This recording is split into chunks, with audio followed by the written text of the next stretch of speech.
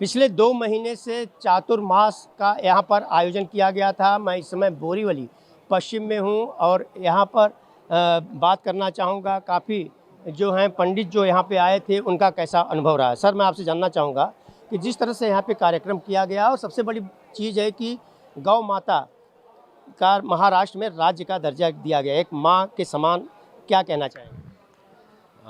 ये बहुत हर्ष का विषय है कि महाराष्ट्र पहला ऐसा प्रदेश है जिसने गौ माता को राज्य माता घोषित किया है।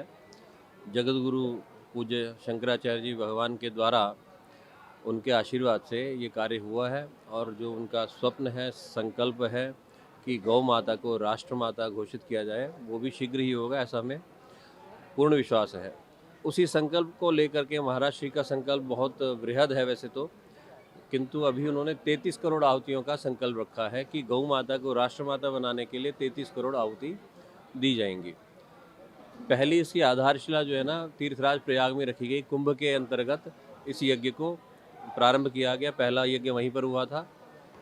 उसमें लगभग 2 करोड़ 61 लाख आहुतियाँ दी गई थी और अब ये यहाँ पर महाराष्ट्र में आपकी कोरा केंद्र भूमि पर दूसरा, द्वितीय और अद्वितीय यज्ञ है।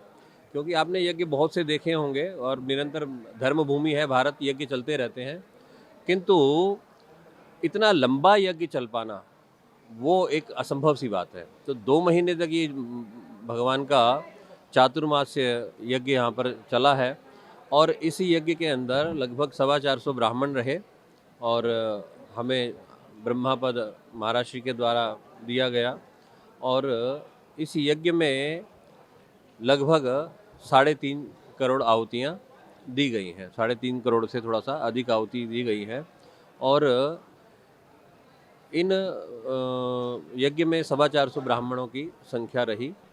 100 कुंड है इस यज्ञ के अंदर और यहाँ का वातावरण तो आप जानते ही हैं, इतनी वर्षा यहाँ पर होती है, बहुत हवा भी चलती है, किंतु उसके बावजूद जो है ना, बड़े आनंद से शंकराचार्य भगवान के आशीर्वाद से ये यज्ञ हुआ है।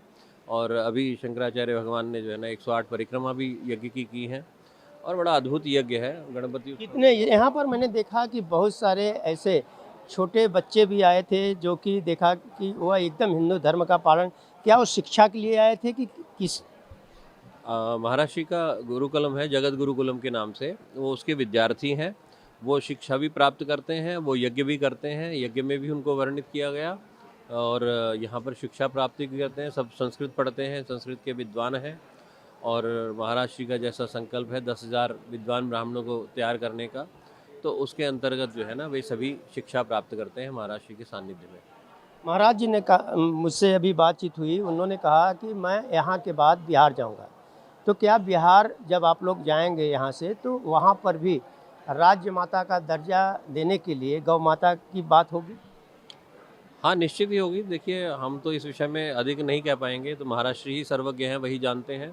किंतु इतना ज़रूर है, जहाँ पर भी हमें लगेगा कि हम गौ माता के लिए कुछ कर सकें, तो महाराष्ट्र के सानिध्य में हम लोग गौ माता के लिए आवाज़ उठाएंगे।